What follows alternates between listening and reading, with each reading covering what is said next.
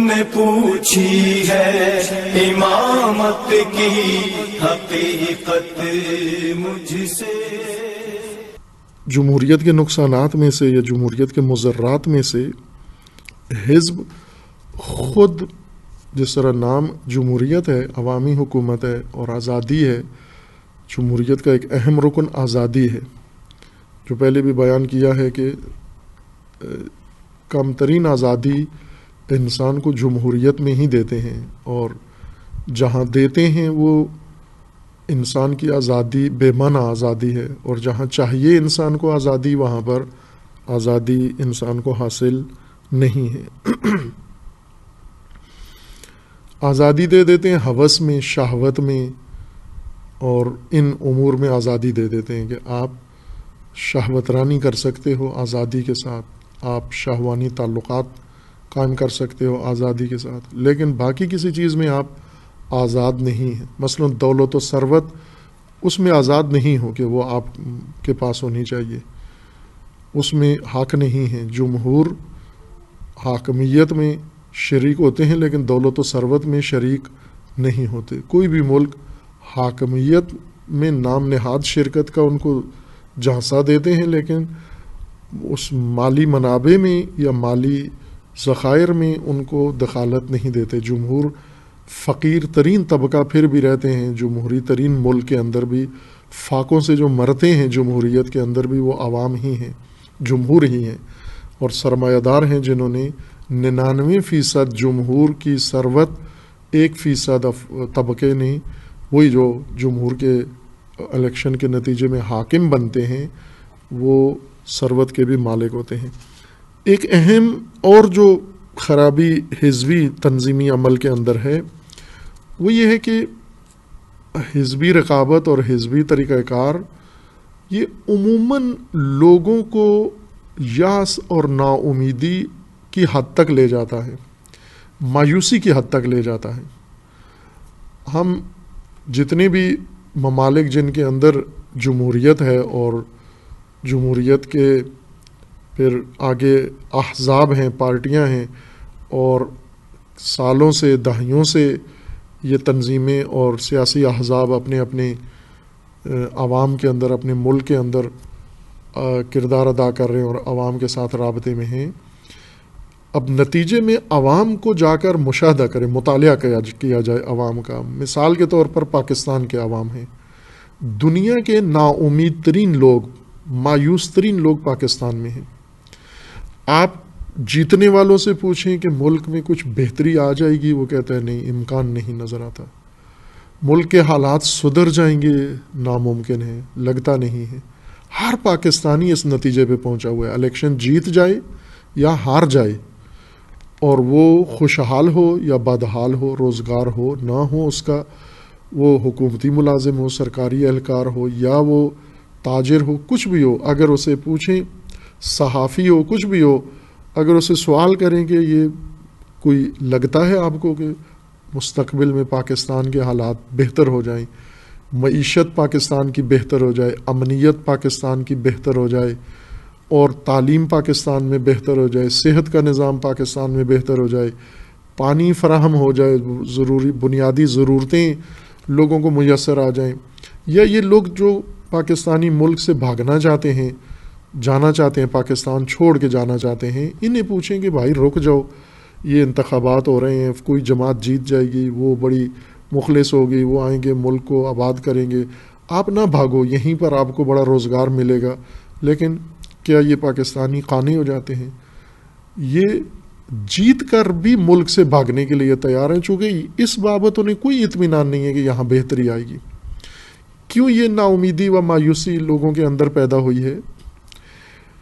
اس نا امیدی کے پیچھے ایک اجتماعی نفسیاتی عامل کار فرما ہے، اور وہ یہ ہے کہ اگر کسی ملک کے اندر ایک عمل انجام نہ پائے، کسی قوم کے اندر، کسی علاقے کے اندر، مثلاً فرض کر لیں کہ اسکول نہیں ہے، ایسے علاقے پاکستان میں ہیں جن میں کوئی اسکول نہیں ہے، کوئی تعلیمی مرکز نہیں ہے، یہاں کے لوگ پر امید ہوتے ہیں کہ ہم نے یہاں اسکول نہیں ہے، محروم ہیں، ہمارے بچے پڑھ نہیں سکتے، باہر جانا پڑتا ہے، لیکن یہ امکان ہے کہ یہاں بن سکتا ہے. اگر بنا تو پھر خوب بنے گا اور اچھا بنے گا اور اس کی اچھی کارکردگی ہوگی اور ہمارے بچے پڑھ لکھ جائیں گے. جہاں کچھ بھی نہیں ہے، بالکل خالی ہے زمین، وہ لوگ نا امید نہیں ہوتے، محروم ہوتے ہیں، نا امید نہیں ہوتے. نا امید کس علاقے کے لوگ ہیں؟ جہاں گلی گلی میں اسکول موجود ہیں لیکن کسی اسکول میں کوئی تعلیم نہیں ہو رہی اور لوگوں نے صرف تعلیم کو اپنا روزگار بنایا ہوا ہے.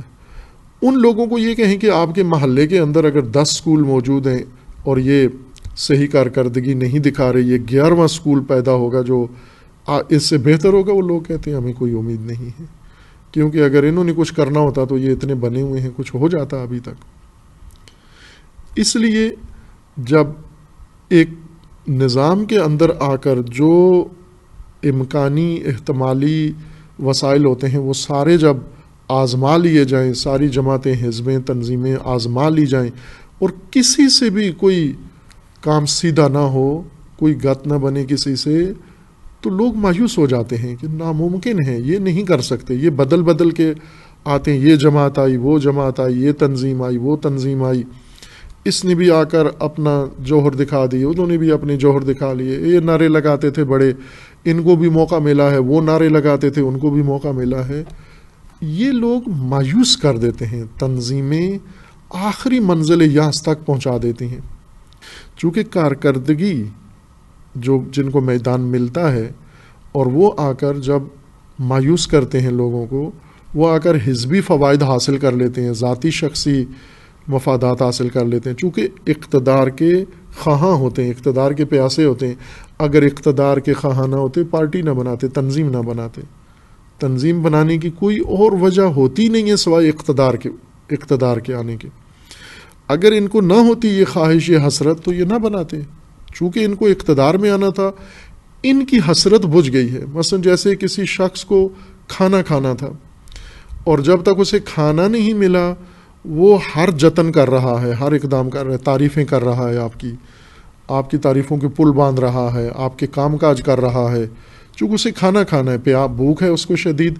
اور ایک دفعہ اگر آپ نے اس کا پیٹ بھر دیا، آپ اسے کہیں کہ اٹھ کے ادھر ہو جاؤ، تو وہ اپنی مانتا بات، کیونکہ جو اس کی غرض تھی وہ پوری ہو گئی ہے. اس نے وہ جو ساری چاپلوسیاں کر رہا تھا، خوش آمدیں کر رہا تھا، تعریفوں کے پل باندھ رہا تھا، وہ کھانا کھانے کے لیے تھا، بھوک تھی اس کو، بھوک آپ نے مٹا دی ہے. جب اس کی بھوک مٹ جاتی ہے تو آگے اس کے اندر محرک عامل ختم ہو جاتا ہے. احزاب اقتدار تک پہنچنے کے لیے بنتی ہیں اور جب اقتدار میں پہنچ جاتی ہیں پھر ان کے اندر محرک مر جاتا ہے، ختم ہو جاتا ہے. یعنی حزب سے توقع رکھنا کہ یہ حکومت میں آ کر کچھ کرے گی، یہ بہت ہی سادہ لوحی ہے. کہ حکومت، چونکہ حزب کا سارا مقصد حکومت میں آنا تھا، نہ حکومت میں آ کر کچھ اور کرنا تھا. لوگ تو سیڑھی تھے ہمیں یہاں پہنچانے کے لیے، ہم نہیں ہیں وسیلہ لوگوں کو کہیں پہنچانے کے لیے. اس لیے کہ اقتدار پرست کو جب اقتدار ملتا ہے وہ اقتدار میں آ کر اشباع ہو جاتا ہے، سیر ہو جاتا ہے، اس کی ساری حسرتیں پوری ہو جاتی ہیں، جو اس کو ملنا چاہیے تھا مل گیا اس کو. آگے وہ بڑھتا ہے جس کی آرزو ابھی پوری نہیں ہوئی، جس کی حسرت ابھی پوری نہیں ہوئی. احزاب کے نظام میں ایک اور جو حزبی تنظیمی عمل میں خلل ہے وہ یہ ہے کہ یہ برفرض اگر کوئی کرتے بھی ہیں یا نعرے بھی کم از کم لگاتے ہیں تو وہ فقط لوگوں کی مادی ضروریات کی حد تک رہتے ہیں، لوگوں کو ہدایت نہیں کرتے. حزبی عمل میں ہدایت شامل ہی نہیں ہے، تربیت شامل ہی نہیں. اگر کوئی حزب یہ کام شروع کر دے تو وہ ایک عبث اور فضول کام کر رہے ہیں، وہ غیر جمہوری کام کر رہے ہیں. وہ صرف لوگوں کے مادی ضروریات کی حد تک بات بھی کرتے ہیں تو اسی حد تک کریں، اس سے آگے قلم رو حزب کی اور تنظیم کی ختم ہو جاتی ہے. احزاب کے اندر ایک اور جو عنصر ہے اور لازمی ہے یہ عنصر ان کے اندر پیدا ہونا کہ احزاب میں جزمیت آ جاتی ہے. ہر حزب کے اندر جزمیت حکم فرما ہے، جزمیت مطلق. اب یہ اصطلاح تھوڑی سی نامانوس لگے گی حتیٰ تنظیمیوں کو بھی اور حزبیوں کو بھی، لیکن ہے جس طرح بیماری ہوتی ہے، کسی کے اندر بیماری ہو اور طبیب کے پاس جاتا ہے، وہ اسے بتاتا ہے کہ یہ بیماری ہے تجھے، تو وہ اصطلاح بیماری کے متعلق اس کو نامانوس سی لگتی ہے، بائیں کہ وہ خود اس کے اندر ہے، جو چیز اندر ہے وہی عجیب سی لگ رہی ہے، تلفظ بھی شاید زبان پہ نہ چڑھ رہا ہو، معنی بھی اس کا ہمیں نہ سمجھ میں آئے۔ پوچھتے ہیں جی وضاحت کیجئے، یہ جو میرے اندر خرابی ہے آپ نے اس کا نام بتایا، ذرا اس کو کھولیے، یہ کیا چیز ہے، نام کیا ہے؟ جزمیت تنظیمی عمل کا ایک ایسا منفی نقطہ ہے جو ناقابل تلافی، غیر قابل تلافی نقصان پہنچاتا ہے، اور بجائے خود عیب ہے اور بہت سارے اور نقائص کا ذریعہ و سبب بنتا ہے جزمیت۔ بلکہ یہ جو موجودہ جزمیت بیان کر رہا ہوں، اس سے پہلے ایک اور صفت بیان کر دوں کہ بعض امریکی دانشوروں نے ایک اصطلاح متعارف کروائی ہے اور نظریہ انہوں نے متعارف کروایا ہے فلسفہ کے مقابلے میں۔ فلسفہ حقیقت کی شناخت کا علم ہے، ہستی، نظام ہستی کی پہچان کرواتا ہے، کیا حقیقت ہے کیا حقیقت نہیں ہے، یہ علم فلسفہ کہلاتا ہے سادہ الفاظ میں۔ اور حقیقت کی پہچان کے بعد ہی انسان، ہر چیز حقیقت کی پہچان کے بعد شروع ہوتی ہے۔ اگر حقیقت کی پہچان نہیں ہوئی، معرفت نہیں ہوئی، نہ دین کا آغاز ہو سکتا ہے، نہ دنیا کا آغاز ہو سکتا ہے، نہ سیاست کا آغاز ہو سکتا ہے، نہ انسان کو کوئی چیز سمجھ میں آ سکتی ہے، نہ دنیا، نہ علم، نہ آخرت، کچھ بھی سمجھ میں نہیں آتا، چونکہ سب گول مول اور مبہم ہی رہتا ہے، اور انسان ہمیشہ حیران اور کنفیوز رہتا ہے، کیونکہ حقیقت اس کے پلے نہیں پڑی یا حقیقت کی ڈور کا سرا اس کے ہاتھ میں نہیں آیا۔ اس وجہ سے یہ کبھی کسی کے پیچھے پڑا ہوا ہے، کبھی کدھر پڑا ہوا ہے، کبھی ادھر ہے، کبھی ادھر ہے، ریوڑ کی طرح یہ گمراہی کا شکار ہو جاتا ہے۔ یہ علم ہے جو انسان کو آ کر بنیاد دیتا ہے، اساس دیتا ہے کہ یہاں سے شروع کرو۔ سائنسدان کیوں کامیاب تجربے کرتے ہیں اور کامیاب تجربوں کے بعد انکشافات کرتے ہیں، قوانین کشف کر لیتے ہیں؟ مثلاً آئنسٹائن نے کیوں دنیا کے ایک قسم کے معجزاتی قوانین کشف کیے؟ نظریہ نسبیت آئنسٹائن نے کشف کیا، یعنی اس نے تین ڈائمنشن تو ساری دنیا دیکھ رہی تھی، چونکہ حسی ہیں، محسوس ہیں، ہر چیز کا ایک طول ہے، عرض ہے اور گہرائی یا ارتفاع ہے اس کا، یہ 3 ڈائمنشن ساری دنیا سمجھ رہی تھی۔ لیکن آئنسٹائن نے کہا کہ جتنے بھی اجسام ہیں ان کا ایک چوتھا ڈائمنشن بھی ہے، یہ 3D نہیں ہے، 3 ڈائمنشنل نہیں ہے، یہ 4 ڈائمنشنل ہے۔ خوب یہ شخص کیسے پہنچا اس بات کے اوپر؟ اور آج کے تجربات نے ثابت کر دیا کہ جسم کے 4 بود ہوتے ہیں، 3 بود نہیں ہے، 3 پہلو نہیں ہے، 4 پہلو ہوتا ہے جسم۔ بعد میں ملا صدرہ نے بیان کیا کہ 5 ڈائمنشنل ہے جسم، 5 ڈائمنشنل ہے، بعد میں نہیں، پہلے آئنسٹائن سے بہت پہلے، صدیوں پہلے ملا صدرہ نے یہ بیان کیا۔ یہ کس طرح حقیقت تک جا پہنچتے ہیں؟ آئنسٹائن کے اوپر ساری سائنس قائم ہے اس وقت، یہ کس طرح سے پہنچا یہ شخص؟ اس لیے کہ یہ فزکس کے ذریعے نہیں پہنچا، بلکہ فزکس ایک نابینا علم ہے، اس کی روشنی فلسفہ ہے۔ فلسفہ پہلے فزکس کو راہ دکھاتا ہے، اس کے سامنے موضوع اٹھاتا ہے، اس کے سامنے سوال اٹھاتا ہے، فلسفی سوال اٹھاتا ہے، پھر فزکس کے ذریعے سے، سائنس کے ذریعے سے اس کی جا کر تلاش کی جاتی ہے۔ اسی طرح ریاضیات، اسی طرح دیگر علوم ہیں۔ یہ امام علوم ہے، رہنمائے علوم ہے، سید العلوم ہے، یہ رئیس العلوم ہے، اور اسی کے اوپر علوم کا سارا دار و مدار ہے۔ اب جب ایک قوم اتنی ناسنجیدہ بنا دی جائے کہ وہ فلسفے پر بھی جگتے مارے، اس قوم کو بیٹھ کر ہم مثلا نظریاتی بنیادوں پر سمجھائیں، یہ دشواری ہو جاتی ہے۔ اور یہی فلسفہ کے مقابلے میں، چونکہ فلسفہ حقیقت شناسی کرتا ہے، اس کے مقابلے میں امریکی دانشوروں نے ایک نظریہ قائم کیا اور اس نظریے کو بڑھا چڑھا کر انہوں نے پیش کیا، اور فلسفے کا جاگزین، فلسفے کا متبادل قرار دیا۔ فلسفہ کے مقابلے میں جو نظریہ قائم کیا گیا، حقیقت شناسی کا رد، حقیقت شناسی کے توڑ کے طور پر ایک نظریہ بنایا گیا، حقیقت سازی کا نظریہ۔ حقیقت شناسی کے بجائے حقیقت سازی، یعنی آپ موجود حقیقت تک پہنچنے کے بجائے خود اپنی مطلوبہ حقیقت بنا لو اور اسی کو کہو یہی حقیقت ہے ہماری۔ اس نظریے کا نام رکھا گیا پریگمیٹزم۔ یہ نظریہ بتاتا ہے انسان کو کہ آپ یہ نہ دیکھو حقیقت کیا ہے، آپ یہ دیکھو کہ آپ کے لیے مفید کیا ہے، آپ کے کام کیا چیز آ رہی ہے۔ مثلا اس نظریے کو ہم یوں مثال سمجھتے ہیں امامت کے نظریے میں۔ آپ یہ نہ دیکھو حق کیا ہے، مثلا علی امام ہیں، حق ہیں، اور یہ دیکھو کہ علی حق ہیں یا نہیں ہیں، یہ دیکھو کہ علی آپ کے کام کتنے آتے ہیں، مسائل کتنے حل کرتے ہیں آپ کے لیے۔ جو آپ کے کام آتا ہے وہ حق ہے امام، نہ آپ مامور و مکلف ہو کہ جو اللہ نے جس کو امام بنا دیا آپ اس کی پہچان کرو، نہ، بلکہ آپ امام خود بناؤ جو آپ کے کام آئے۔ امام سازی کرو، نہ امام شناسی کرو، امام خود بناؤ آپ۔ اس نظریے کے مطابق اس کے پھر قلم رو ہیں، علوم کے اندر بھی اس کا استعمال ہے، تجربات کے اندر بھی اس کا استعمال ہے، اجتماعیات کے اندر بھی اس کا استعمال ہے، سیاست کے اندر بھی اس کا استعمال ہے۔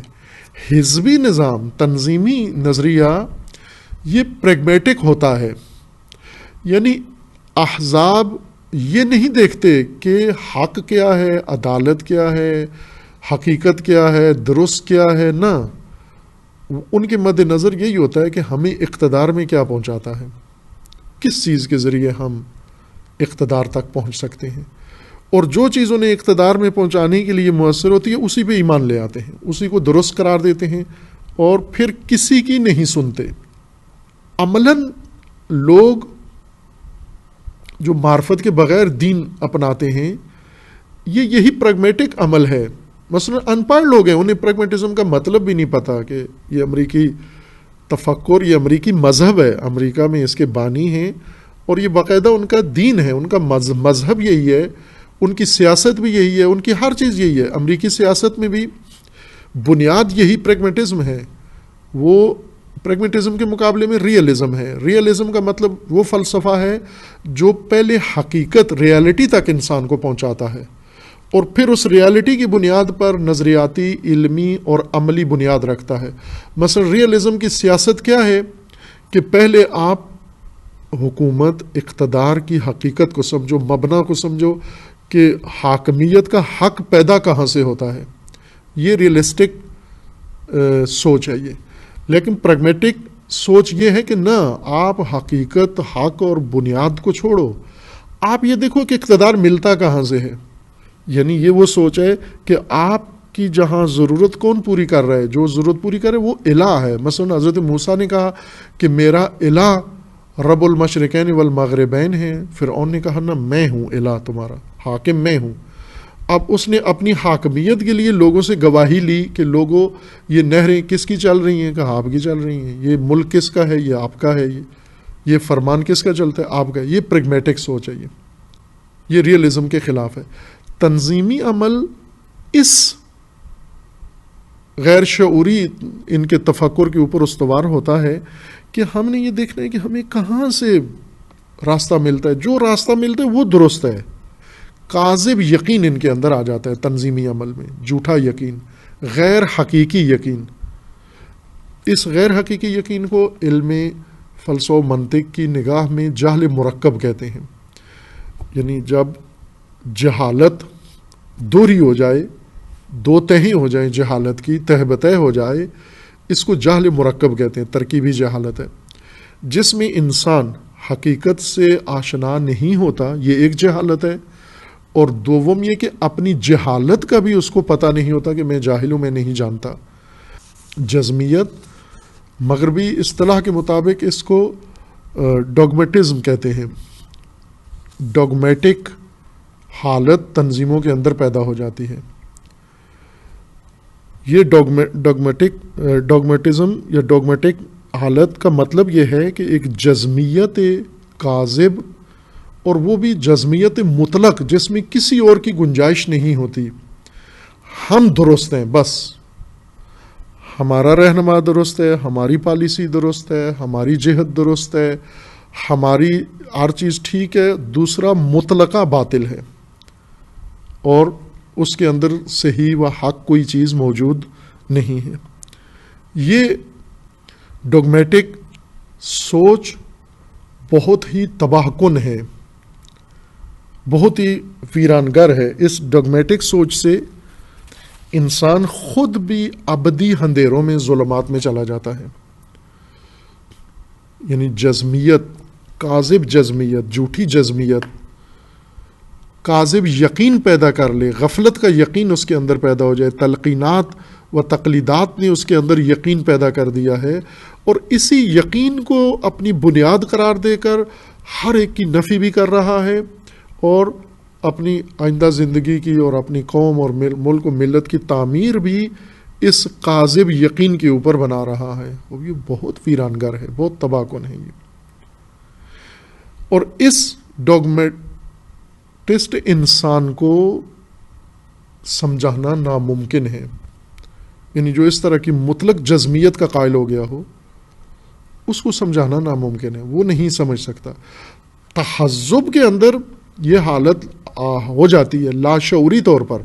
اول تو شعوری طور پر تنظیمیں اور احزاب اپنے ارکان کو بالخصوص ڈوگمیٹسٹ بناتی ہیں، یعنی انہیں مطلق کاذب جزمیت میں لاتے ہیں، ان کو مختلف ان کو سنا کے، قصے سنا کے، خوابیں سنا کے، اور اپنے کمالات سنا کے، کرامات سناتے ہیں.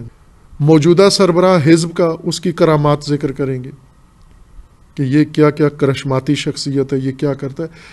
ماہرین ہوتے ہیں، فن کے قصاص ماہرین، جو ایسے لیڈروں کے متعلق ایسی باتیں گھڑتے ہیں، بتاتے ہیں ان کو متاثر کرنے کے لیے عوام کو، تاکہ عوام ان کے متعلق ایک جزمیت کا شکار ہو جائیں اور شک و شبہ نہ کریں، بلکہ جو بھی ان کے متعلق کوئی بات کرے اسے دشمن سمجھیں اور اسے مٹا دینے کی نیت کر لیں، مٹا دینے کا عزم کر لیں.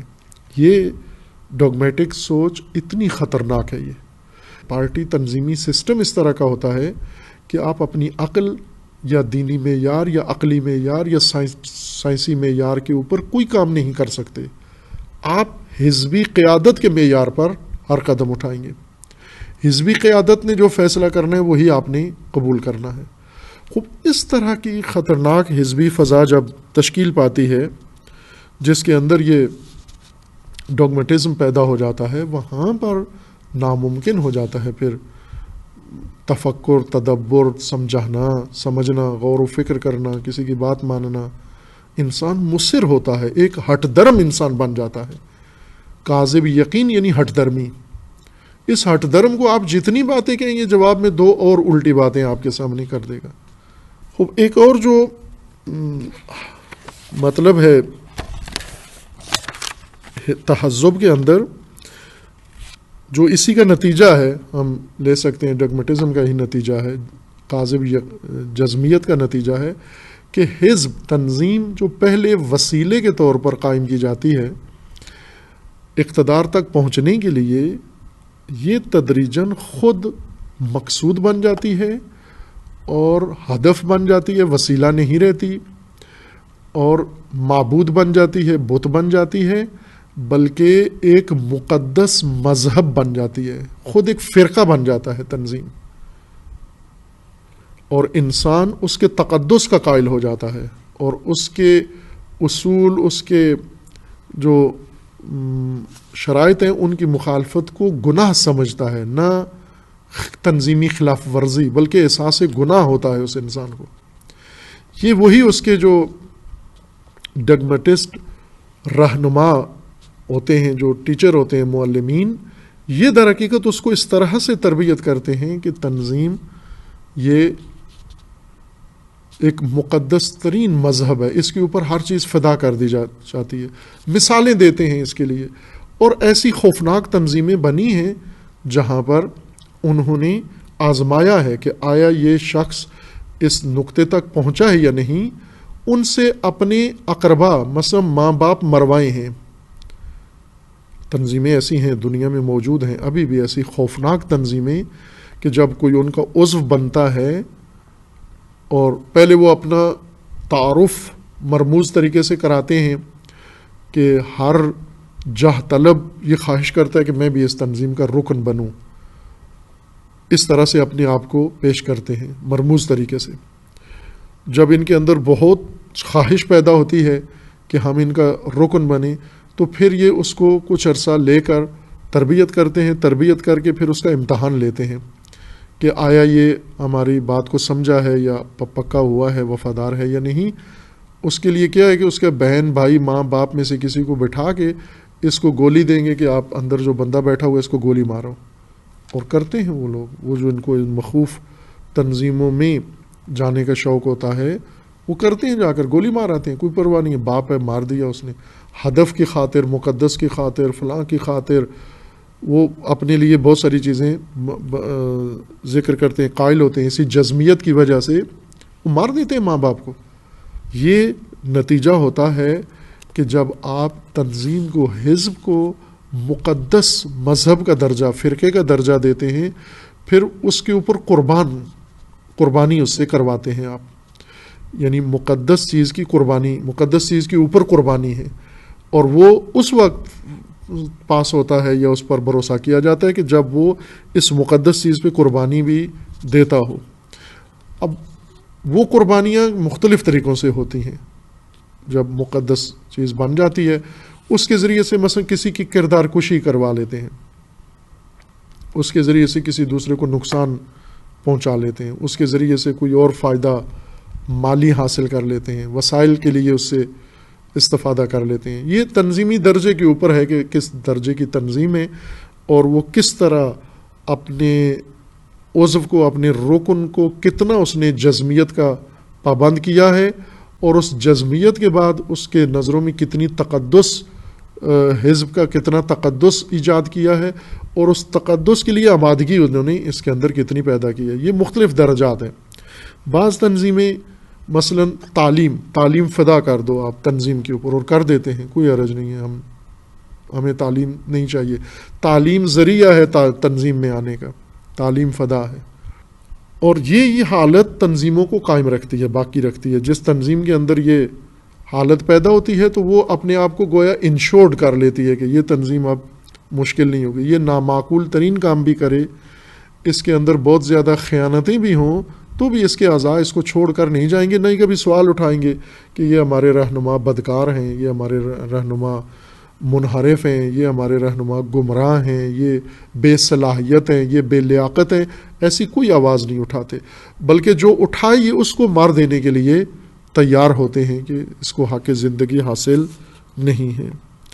اس لیے اللہ نے ہماری ہدایت کے لیے وہ نظام بنایا ہے، ان افراد کو ہمارا حاکم بنایا ہے کہ جو ان مقامات کے بھوکے ہی نہیں ہیں کہ یہ مقام ملتے ہی ان کی بھوک مٹ جائے، ان کے اندر محرک کچھ اور اللہ نے ایجاد کیا ہوا ہے، اور وہ محرک اقتدار میں نہ ہو تو بھی ان کے اندر پایا جاتا ہے، اقتدار میں آ جائیں تو بھی ان کے اندر پایا جاتا ہے۔ وہ الہی محرک ہے، وہ ارادہ خدا ہے۔ اس وجہ سے وہ کبھی بھی نہ اقتدار میں آ کر وہ سست ہوتے ہیں، نہ اقتدار سے باہر رہ کر سست ہوتے ہیں، اور وہ محرک رکھنے والے، وہ انگیزہ رکھنے والے اصل میں عوام کو رفع فلاح یا ہدایت پہنچا سکتے ہیں۔ امامت کی حقیقت مجھ سے، حق تجھے میری طرح صاحب اسرار